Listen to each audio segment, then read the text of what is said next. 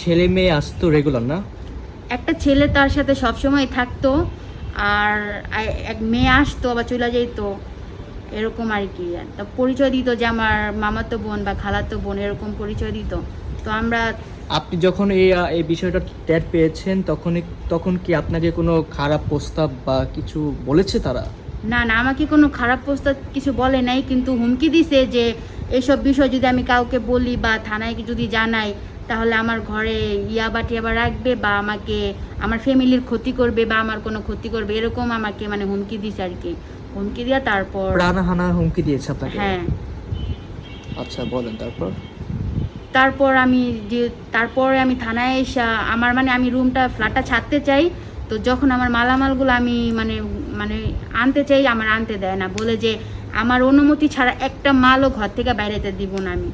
আর তখন আমি থানায় অভিযোগ করি যে এরকম এরকম যে ইয়া করে আপনার নেশা পানি করে বা এরকম কিছু, আমার রুম ছাড়তে দিতেছে না। তারপর থানায় অভিযোগ করলে তারা কিছুই করে না। তার পরের দিন শুনি যে সে মানে আমার মালামাল নিয়ে আসে পলায় গেছে।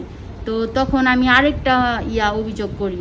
তারপর আপনার মাল নিয়ে তারা পালিয়ে গিয়েছে? হ্যাঁ, কি কি মাল ছিল আপনার বাসায়?